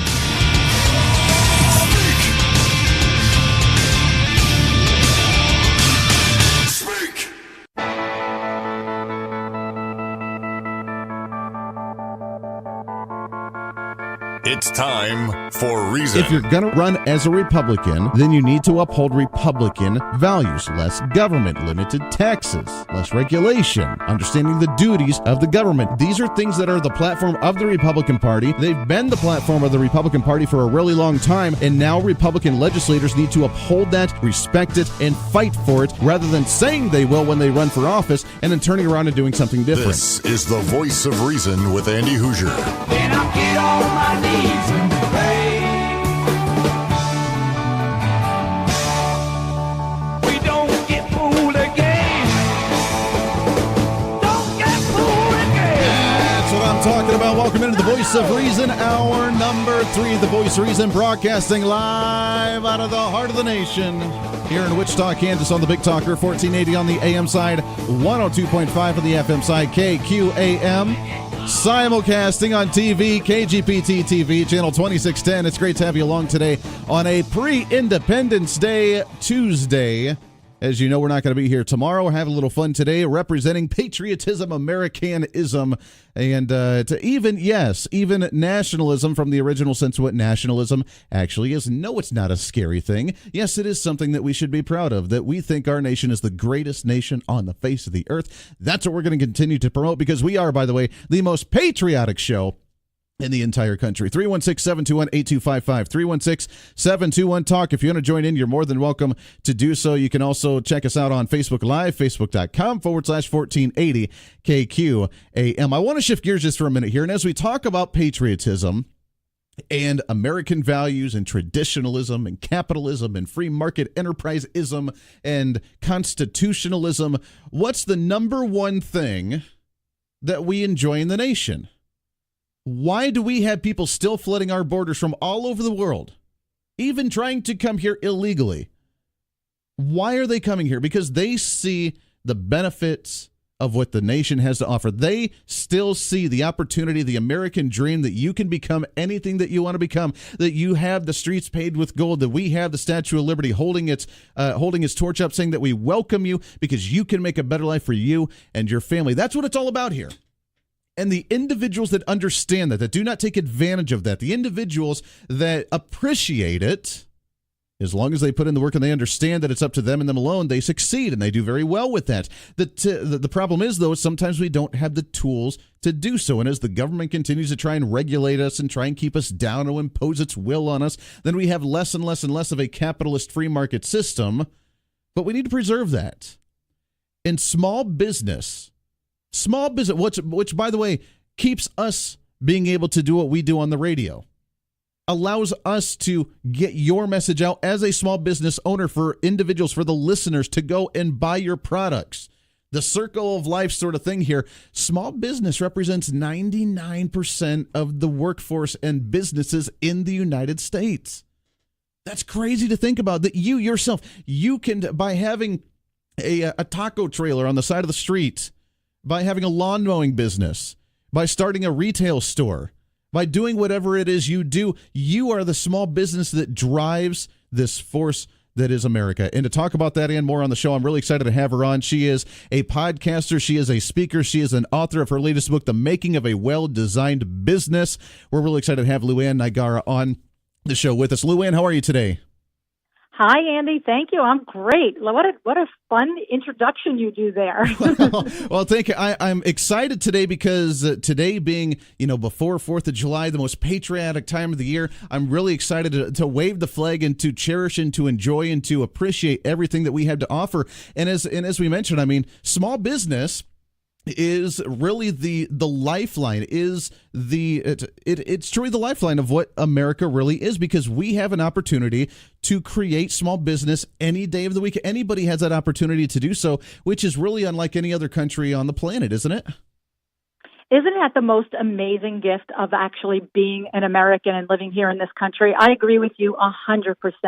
If you have the willpower, the drive, the tools, you really can. You can wake up in the morning and chart your course. I just love it. Mm-hmm. No, absolutely. Talk about small business as a whole first, before we get into individuals that may be thinking about starting a business and what they can do or what the struggles are with businesses that may shut down. But talk about small business as a whole. 99%, almost nearly all business in the country is from small business or the startup of a small business. Has that gone down at all? Has it gone up at all over the trending of the last 10, 20, 30 years? Have we seen a rise or a decline in that with the economy? Where are we at with small business in the nation right now? Well, I think actually the better question that I like to ask, if you don't mind, is in the sector of small business, how many of them are profitable, right? Okay. Because it's, because the whole thing about it is the opportunity is there, but you need to run a small business consciously and with intention so that you're not just a hamster on the wheel. The whole point of being self-employed and having your own business is to create a lifestyle that you aspire to, create some income for your family, create freedom to enjoy your family, to be able to give back to society, to be able to be a contributor. Like you said, it's the advertisers that keep the radio going, things like that. So it's not just enough to aspire to put a shingle out. You have to aspire to do it well and to equip yourself so that you can do it well and you can do it profitably. Because as much as we say that the country is based on 99% of small businesses, don't forget the other statistic of what a huge percentage go out of business in their first year or two. So that's my thing. I love to be able to help and inspire and teach small business owners how to stay in business, how to set up and be profitable. Well, I love that because it's a very scary, large step when individuals decide, I'm going to go into business for myself. I'm going to do something on my own. I'm not going to work for somebody else. And I think that I have a product that some individuals may like. I have a service that some individuals may benefit from, that I may benefit from on the end. So you're right. When taking that first leap, that giant step of I'm going to go off and do this gamble or do this risk or whatever it is, how do we know that it's going to be profitable? Well, you do have to do your homework, and there are literally steps. It's just like anything else. If you said to me, LuAnn, I want to run the New York Marathon in a year, what do? I would look at you, Andy, and say, hey, just start running tomorrow. See how it works out. Mm-hmm. And that's the thing about small business. How many people start with their interest and their passion and then just go headlong into it? So you need to start with the steps. You need to identify who your market is. What is the service and product that you are going to offer? Who are you going to offer it to? Where are those people? How do you reach those people? Right? There's a lot of thought. If you take the time to put the thought into it before you open your doors, you really can hit the ground running. Mm-hmm. And but you can't skip that step, Andy, right? You can't just start running on Wednesday morning and think that in October you're going to run a marathon. You need a plan. Sure. And the plan starts with gathering your team of experts. It starts with gathering your mission. It's these critical foundation pieces that will help you be successful. Sure. No, that's true. And I think this goes right along with that as well. But when you talk about your business, how important is it to have a mission statement? And I know that who you're trying to appeal to and what you're trying to do for them is part of that. But how important is it to have a written, solid mission statement that you stick to the entire time that you start that business? It is 100% critical because, for example, my primary business is Window Works, and we are a specialty window covering treatment retailer and an awning retailer. And so, we're in the interior design industry. We're part of that industry. And we could be distracted and say, oh, maybe we should put furniture in our showroom. Maybe we should put pillows and accessories in our showroom. But it's no. We sell window treatments and awnings. We provide shade at the window and shade, light control, privacy. This is our mission. And when we stick to it, it helps us not, the saying, the shiny object syndrome and down the rabbit hole. It helps us stay focused. And the other thing about establishing a company mission and your core values is that it sets you apart in the marketplace. So for example, again, using my own primary business, Window Works as a custom window treatment retailer is a Hunter Douglas dealer. And anybody that has a home and has any familiarity with Hunter Douglas understands that there's probably 4 or 5 Hunter Douglas retailers in a 30-mile radius. What sets me apart? Why does a consumer come to Window Works? Well, it's because part of my mission and my core values at Window Works is that we are 100% committed to customer service and integrity. Mm-hmm. And so when we express this and we show it over and over and over in the community with client after client after client, we become known for that rather than becoming known for being a blind salesman. Sure. See, because blind salesmen are all in every corner, but we become known for our mission statement and our core values, which is that we will shade and protect and filter the light at the window, and we will do it with 100% customer satisfaction, and we will do it with integrity. And I sell Hunter Douglas blinds in there, right? You see the distinction? Exactly. Well, and you'd have to find a way, like you mentioned, like that to set yourself apart. I mean, for example, right. If I decided today that I wanted to start a restaurant, I mean, there are literally hundreds and hundreds of restaurants in the Wichita area. What's going to set me apart for people to say, I want to come, to that restaurant? Is it the quality of food? Is it that service? Is it something unique that they haven't experienced like that before? And to go along with that, the team that you're working along with, is it the mom and pop thing? Are you hiring some more individuals along with that? And what's their mission and what's their vision of the business as well? Because they're going to be the front line that when a customer walks in, that they're going to meet and greet and talk to them. And that's going to really set the tone, isn't it?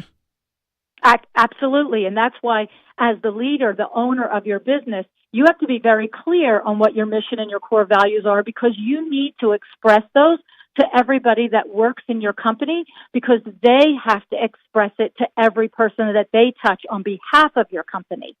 So you have to be sure that everybody is, it's like you don't put a basketball team out there and one guy has a blue uniform on and one guy has a green and one guy has a red. Everybody has the same uniform. And so everybody that works for you has to be very clear what you have decided is the most important thing to express as your brand to your community, so that you are constantly reinforcing it. And so the community, when they think about, I really need window treatments, but what's most important to me is the customer service, is the follow-up and all of that. I don't want to walk in and walk out and not have somebody that I can speak to. So when somebody wants that in my area, they think of Window Works. Sure. We're talking with LuAnn Nigara, author of the book, The Making of a Well-Designed Business, also online at LuAnnNigara.com. You can check it out with all the podcasts and everything that she does. Talk about starting a business and, as you mentioned, trying to establish yourself, trying to get yourself into the community to where people look at you as a reputable source, as they trust you, as they like your product, as they like your service. Why trying to establish that in that process, which is very difficult sometimes, why you shouldn't sell yourself short and maybe lower the prices or negotiate your prices on your goods, then that could actually harm you more than it could help you. Well, the one thing is that, of course, everybody by human nature wants the best deal that they can have. But unless your market, your target ideal niche in your market is the bargain level, then you don't want to go there. So if your ideal client, your ideal market is middle to high end and somebody is looking to negotiate or ask you for a discount, I always counsel the business people that I work with, instead of lowering your price, add more value. Express to your potential client all the things that you are bringing to the table. I do this, like for us, again, it's easy to use examples, right? So I just said it to a potential client on the phone yesterday. She was comparing the price of a blind. And I said to her, take it one step further. I'm going to provide free measuring. I'm going to provide free installation. I have a 3-year warranty rather than a 1. So as a business owner, think about the things that you do that add value to that potential client. So when they say, can I have it for $50, $100, or $1,000 less, figure out how you can express to them all the other things that you bring to the table so that the negotiation is gone. Mm-hmm. It's not part of the conversation. And if you ultimately are dealing with somebody who absolutely must have a lower price in order to afford your services, then they have to get less for that price. So, you could have it for $1,000, but that means we take this away. If you're a house painter, okay, I can't do the living room then. If you don't want to spend $2,000, let's take the living room off. So you don't give yourself away, right? When you understand who you are, what your value is, stand in it, own it, and it will be respected. Sure. We got a few minutes left with LuAnn here. I want to ask you a couple of questions, and I may be a little biased on this one, but how important is it to market your business? And coming from the radio industry, obviously we work in the marketing side to where businesses try to market and promote their business. But how important it really truly is that, whether it is radio or TV or newspaper, just a billboard or just a sign out in your yard, but to market, to let people know that you're there, to try to expand and get people to raise an eyebrow and say, what's this business all about? Right, lifeblood. You need the clients in the pipeline. There's no question. So, what's crazy about business now is 15, 20 years ago, we had to do the way you just described. We had to go to radio and to newspapers and so forth. But now with social media, you can build a brand on Instagram or Facebook, and then you can complement it if you have the budget in radio and newspaper and so forth. But the point is that even somebody grassroots, shoestring, starting, as long as you get the other things down, as long as you really have identified what the product and services that you offer, who is the ideal person for that product and service, you can then really, on a grassroots level, with very little money, create brand identity through social media and attract people to you. And the number one way to market your business is by doing what you do the very best you can, so that when you touch one client and they work with you, that they tell 3 other clients about you. Referrals is your number one way to expand your business. Mm-hmm. LuAnn Nigara, the book is The Making of a Well-Designed Business. Website, LuAnnNigara.com. LuAnn, we appreciate it very much to you. It's great information. Hopefully people can get some intel on that. But thank you so much for joining us. Happy Independence Day. We'd love to get you back on the show later on. Thank you, Andy. You have a great day. I had a great time with you. Appreciate it very much. We'll get you back on the show here very soon. Let's do LuAnn Nigara. LuAnnNigara.com is the website. Let's take a break. We got open lines, so you got some calls on the line. Stay there. We'll get to you as soon as we come back. This is The Voice of Reason today on a Tuesday. The Voice of Reason with Andy Hoosier on the Big Talker, KQAM.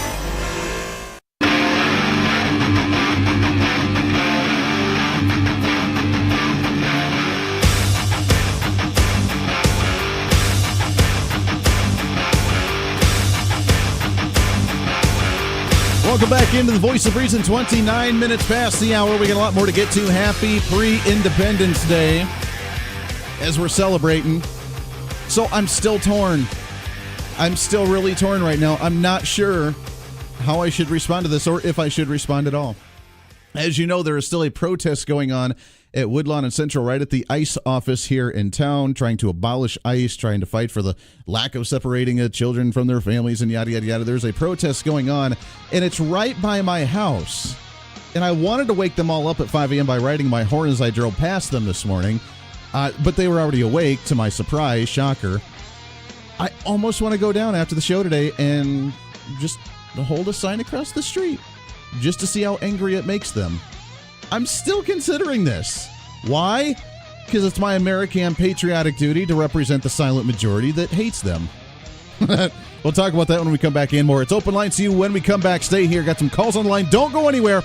Don't go anywhere. Start off the next segment with you. This is the Voice of Reason.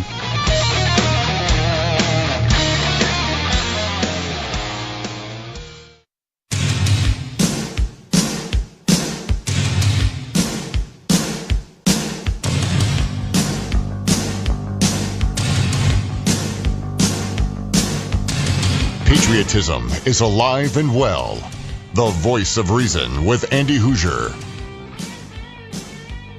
This national feeling is good, but it won't count for much, and it won't last unless it's grounded in thoughtfulness and knowledge.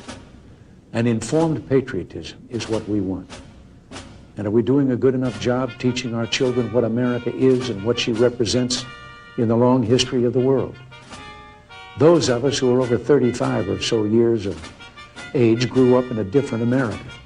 We were taught very directly what it means to be an American. And we absorbed almost in the air a love of country and an appreciation of its institutions.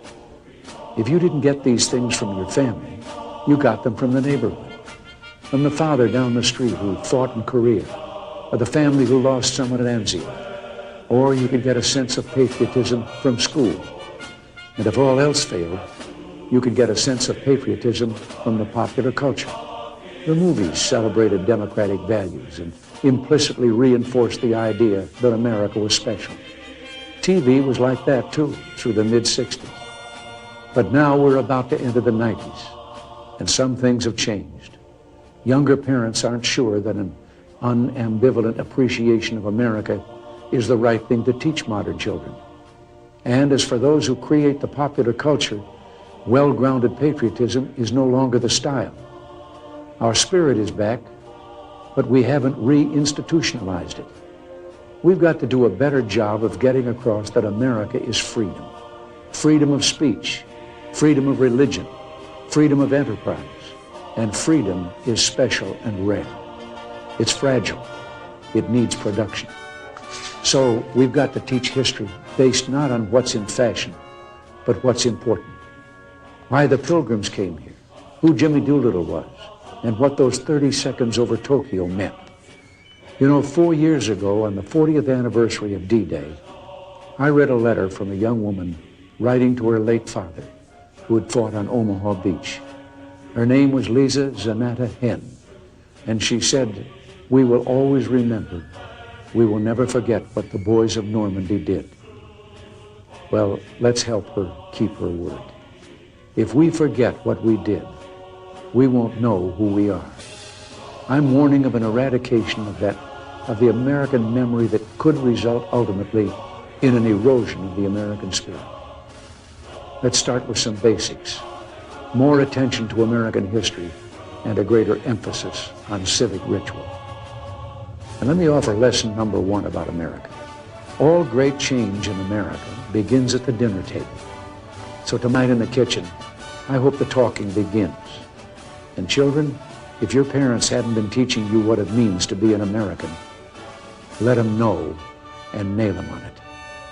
That would be a very American thing to do. Boy, doesn't that sound nice. Something that we haven't heard in a very long time, celebrating who we are, understanding what we are and the uniqueness of us, and celebrating because of that, which is why we have something like the 4th of July in our Independence Day. Welcome in 316-721-8255. Wrapping up the program today. It is Open Lines to you for the last little bit of the show. I want you to talk about what you think of when you think of America, whether it is your freedoms, whether it is the right for you to do whatever you want to, the right for divisiveness and difference in opinion, the right for you to keep and bear arms, no matter what that right. What does it mean to be an American to you? Not a hyphenated American, but an American. What does it mean to you? And the question that I've asked throughout the show today, the founding fathers, the writers, the signers of the Declaration of Independence, would they be proud of who we are today and what we become? Or would we be ashamed? Would they be ashamed? That's what I want to hear from you on these. 316-721-8255. Let's go right to the phone, shall we? Good morning. What's your name? Hi, Andy. This this is Helen. What's going on, Helen? How are you? I'm doing just great. And God bless America. Amen to that. That's what we're talking about. Exactly. Well, I'm looking at my one of my copies of the Constitution, and it says a quote from Thomas Jefferson: "God, who gave us life, gave us liberty." And then Second Corinthians on the back, it says in 2 Corinthians 3:17, "And where the Spirit or the divine intelligence of the Lord is, there is liberty." And, liberty basically means freedom. And at the top it says, "Offered peace, we chose freedom." Edward C. Newell, 1776. And my ancestors have been here since 1740. Mm-hmm. So this is all, it's just amazing to me. We need to fight. We need to keep fighting for our freedom, our liberty. We can't just, be lackadaisical. You're right. We can't take it for granted. We can't just not appreciate it. We have to fight for it every single day because, as you know, there are individuals that if we don't fight for it, if we don't appreciate it, then they're going to take it away, and they have no problem taking it away from us. We have to fight for it every single day. Exactly. And so God bless America, and God bless all those brave men and women all across the country that are willing to stand up and fight for our God-given rights and freedoms. Amen to that one. I appreciate that very much, Helen. Happy 4th of July to you, and happy Independence Day. We love that. 316-721-8255. Let's take another phone call. Line number 2. Good morning. What's your name? Sue. Yeah, good morning. How are you? I'm good. How are you? Hey, we're having more fun than we should be. Well, the way I see it is America should be, and has been in the past, a place that's free of tyranny. Mm-hmm. And I think that the founders would be very upset that the state legislatures and the federal legislatures have rolled over and allowed the courts to have all this judicial activism and legislate from the bench, and have become a tyrannical force in this country. One of the things that they warned us about, they said, don't give the courts more power than what they should have, because they knew that was going to happen. Yep, that's right. And because they allowed them to go unchecked and wield that power without anybody standing up and saying, you've overstepped your bounds, you're out of your lane, look at where we are now and look at where we're heading.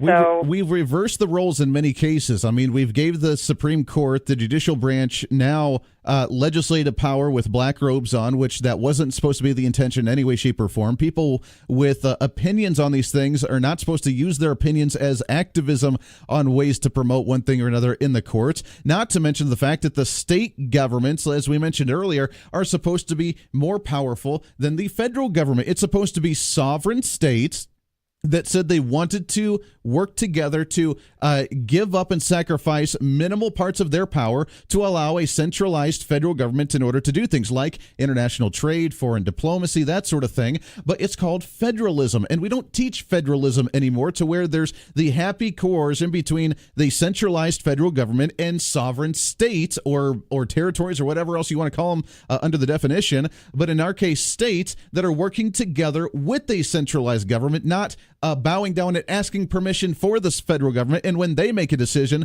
then all of a sudden it trickles down and everybody just has to bow down and abide to it. That's not the way it was supposed to be intended.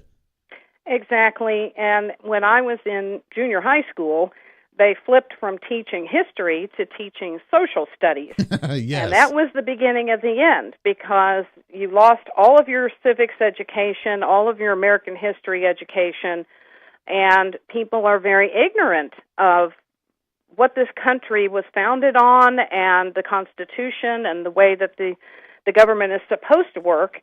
And it's like these district court judges that make a ruling, and somehow all of a sudden the whole country says, okay, well, we have to do whatever he said or she said, right? Which is complete lunacy, just like the Supreme Court here in Kansas over the school thing, you know? Exactly.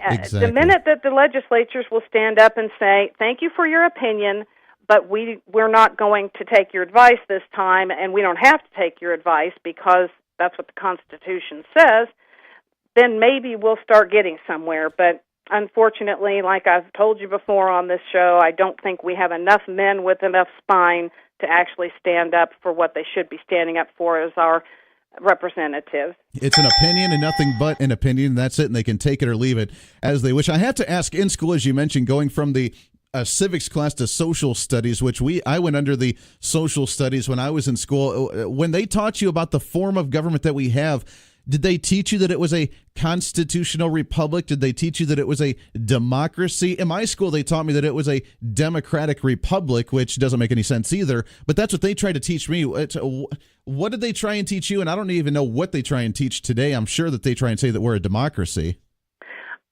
That's what I understand. I homeschooled my daughter, who's now, a grown woman with her own kids.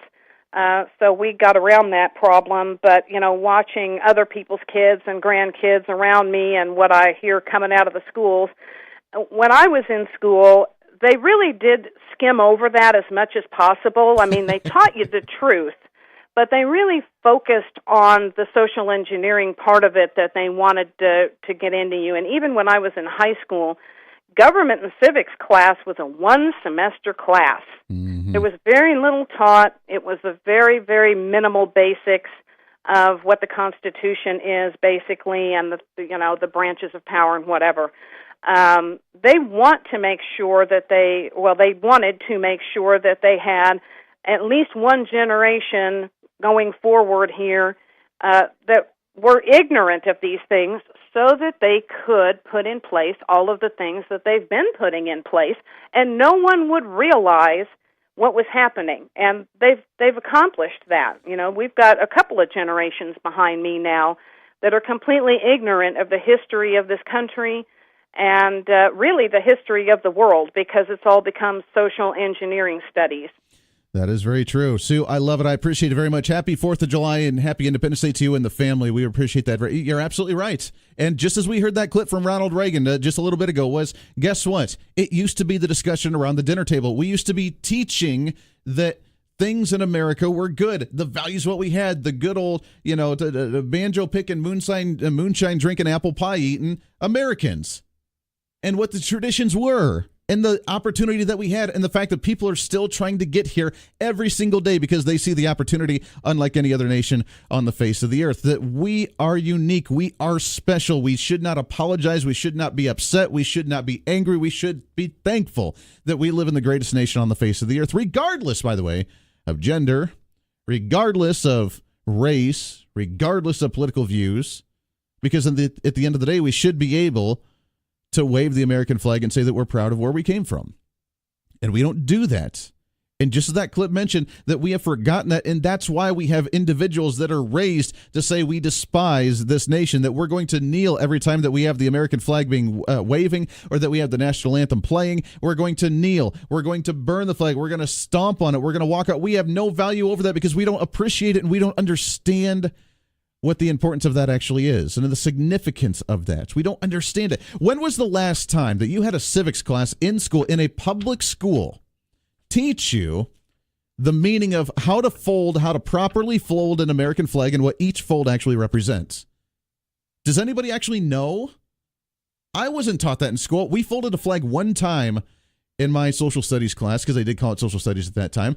We folded the flag one time. We didn't learn what the significance of it was. They just did one time, okay, this is how you fold the flag. And at least we got that. I don't even know many schools that actually do that anymore. But do you actually understand it? Why? The reasoning of it, the significance behind it, the symbolism. I know what they say when they kneel for the national anthem. Oh, it's just a symbolic gesture. It doesn't mean anything. Doesn't mean I don't like my country. It's just I'm just disrespecting the symbolism. By disrespecting the symbolism, aren't you disrespecting what that symbolism represents? The country, the idea, not the government, but in spite of the government.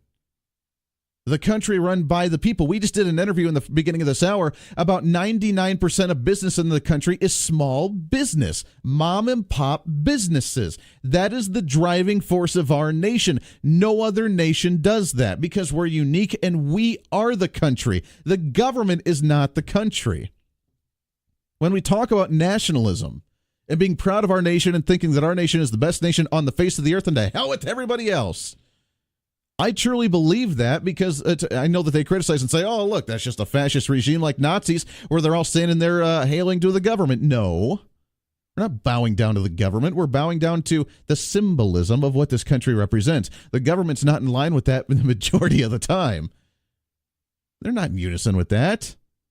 They're actually trying to fight against that. It's our duty to preserve what the meaning of this nation is. Not the faults that we've had, not what the government tries to do, not what the politicians try to do, but you and I. What we do. We are the nation, not them. We are. We are the people, and we the people run this nation. No one else does, and that's what we have to be proud of. 50 minutes past, 10 minutes to the top of the hour. This is The Voice of Reason. This is The Voice of Reason with Andy Hoosier.